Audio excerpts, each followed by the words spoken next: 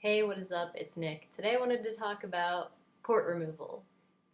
So, I kept my power port for 2 years after I was told I was cancer free. And I did this for three reasons. Number one, if my cancer was coming back, I wanted to be chemo ready. I wanted them to be able to plug me in to the black bag and be on my way to chemo hell. I did not want to wait around for them to install another one, and that delays treatment even farther. I just wanted to be ready.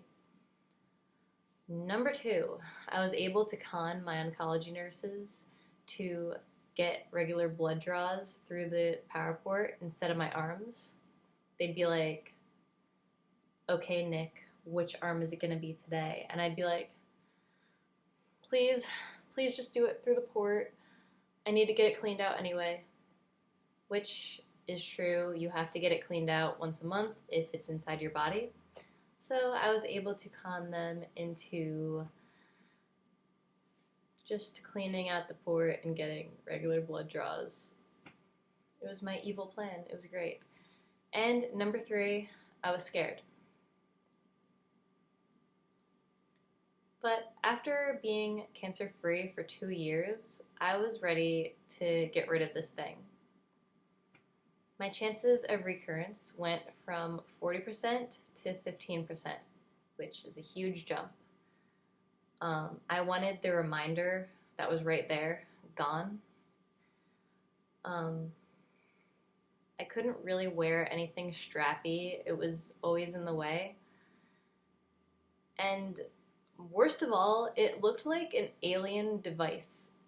For some people, it just looks like a lump under the skin, but I have extremely thin skin, so you could see exactly what this thing was if you know what a power port is.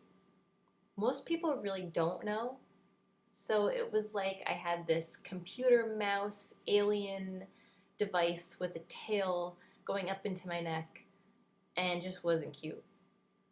So I was ready to move on and get Tyke out of my chest and out of my life.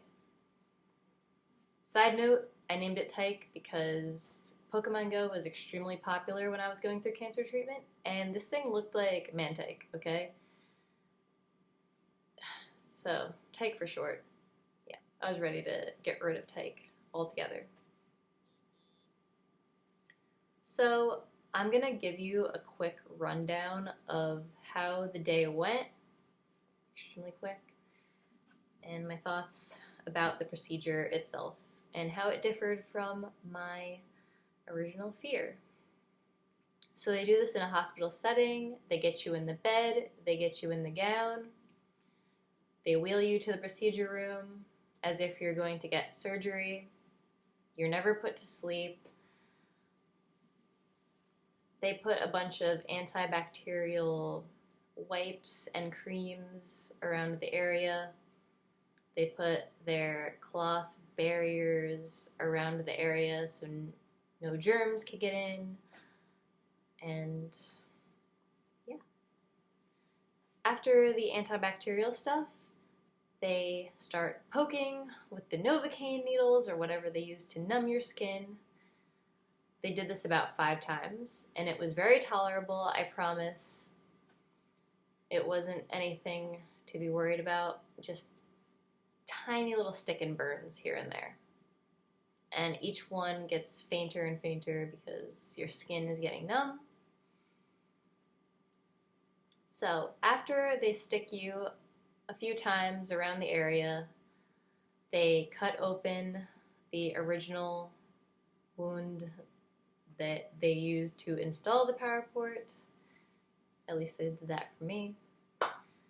And it was weird. I heard them cutting into my skin and it was super creepy. Obviously didn't feel a thing. They tell you you're not supposed to feel anything sharp. So anything sharp is not good. Pressure is okay. Now this is when they told me they couldn't really do anything because reasons. They had to reach their gloved, obviously, fingers into my chest and feel around for this device and basically get it out. I was afraid it was going to hurt because obviously they can't numb the inside of you. But the only thing bothersome about this was how long it took. I thought in my head, like, it's right there, just reach in and get it. But they have to create a pocket when they install it.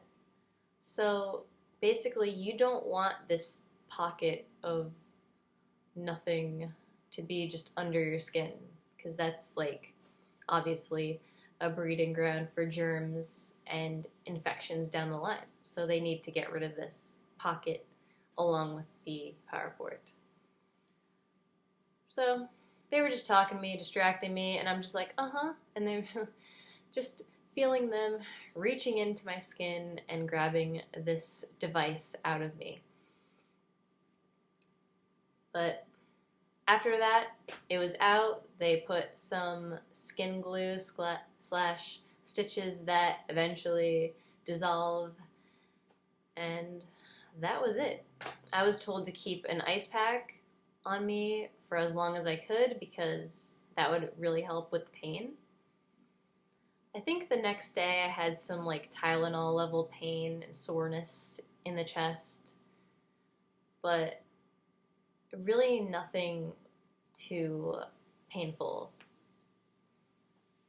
So, ending thoughts, it was nothing. It really was. A lot of survivors say the same thing, that their power port removal was not as bad as getting the power port installed in the first place. So please listen to me, please listen to them. It's no big deal, I promise you. If 98-pound me can do it, anybody can do it. Promise. So that was my little story about how Tyke and I said goodbyes for the final time, and I hope this helps somebody out there ease the anxiety of their impending power port removal.